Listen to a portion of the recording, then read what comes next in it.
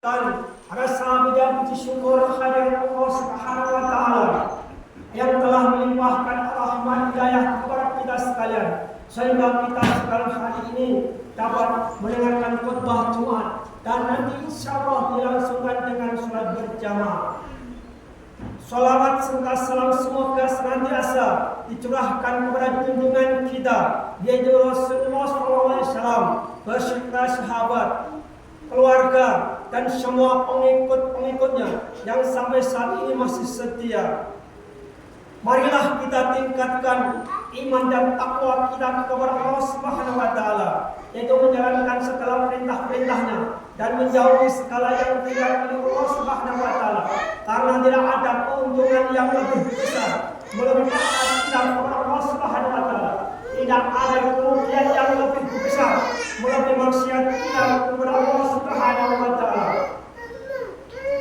Hadirin yang dimuliakan Allah Subhanahu wa taala, kebahagiaan manusia diukur dengan rasa syukur menerima apa yang telah diberikan Allah Subhanahu wa taala, menerima apa yang telah ditakdirkan oleh Allah Subhanahu wa taala, menerima apa yang telah ditetapkan oleh Allah Subhanahu wa taala.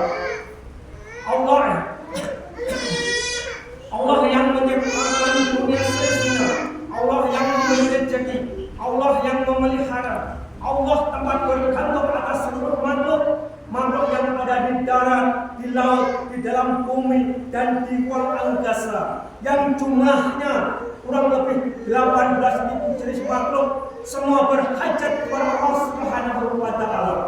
Hadirin yang dimuliakan Allah Subhanahu wa taala, kebahagiaan seluruh makhluk berada di genggamannya Allah Subhanahu wa taala. Allah yang menciptakan suasana dan keadaan yang nampak atau yang tidak nampak. Allah menciptakan kodrat dan rodahnya dan wajahnya Allah Subhanahu wa taala dan tidak minta bantuan sedikitpun terhadap makhluk. Allah yang maha mengetahui, Allah yang maha mendengar, Allah yang maha melihat, Allah maha adil, Allah maha bijaksana, tidak ada banding baginya. Keadilannya akan diperlihatkan kepada seluruh manusia pada waktu akan ditentukan tempat terakhirnya. Apakah tempatnya di surga atau apakah tempatnya di neraka? Sehingga jauhlah Allah dari sifat aniaya. Sekecil apapun amal perbuatan manusia di dunia akan ditampakkan dan dibalasnya. Firman Allah Subhanahu wa taala, Quran surat Al-Zalzalah ayat 7 dan 8. "Faman ya'mal mithqala dzarratin khairan yarah, wa man ya'mal mithqala dzarratin syarran yarah." Barang siapa yang mengerjakan amal-amal kebaikan seberat zarah pun, niscaya dia akan melihat atau menerima balasannya. Barang siapa yang mengerjakan amal-amal kejahatan seberat zarah pun, dia akan melihat atau menerima balasannya. Hadirin yang dimuliakan Allah Subhanahu wa taala, karena keadilan Allah itulah sudah barang tentu setiap manusia akan dihitung amal perbuatannya satu persatu. Manusia akan dihadapkan ke hadirat Hakim yang maha adil, tidak mengenal kompromi, korupsi dan basa-basi. Jalannya pengadilan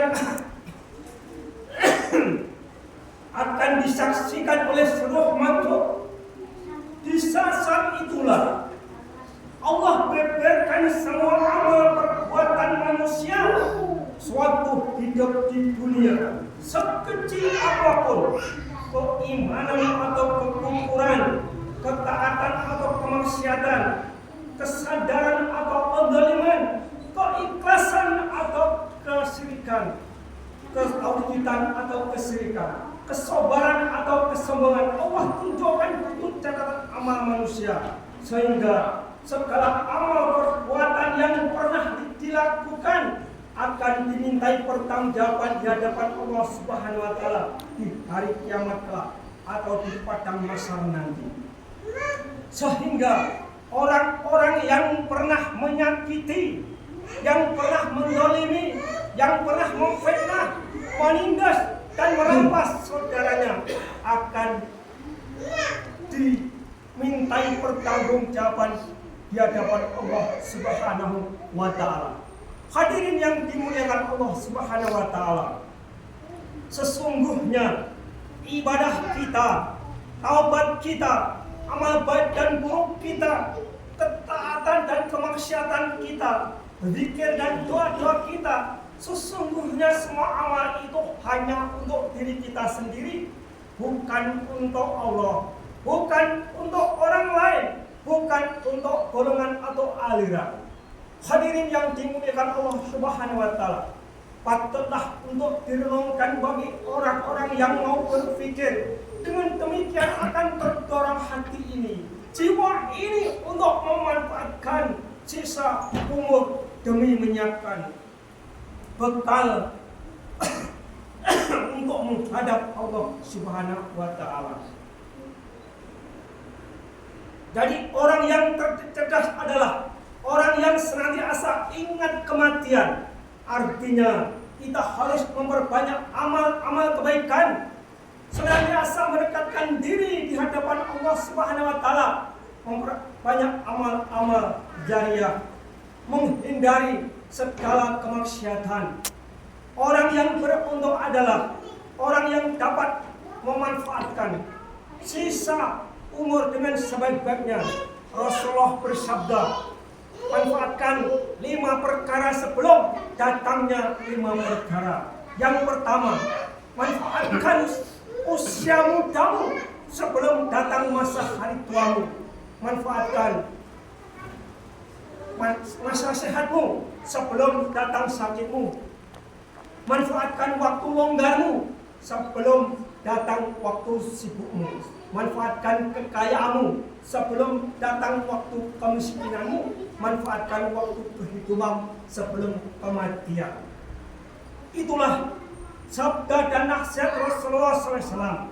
Selagi masih punya kesempatan, hadirin yang di Allah Subhanahu wa Ta'ala, marilah kita gunakan waktu kita untuk ibadah hanya kepada Allah Subhanahu wa Ta'ala. Marilah kita mohon kepada Allah agar diistiqomahkan dalam menjalankan perintah-perintah Allah, diberi kekuatan untuk meninggalkan semua apa yang dilarang oleh Allah Subhanahu wa Ta'ala. Qul huwallahu ahad, Allahu samad, lam yalid wa lam yulad wa lam yakul lahu kufuwan ahad. Wa qul bi antal khairur rahim.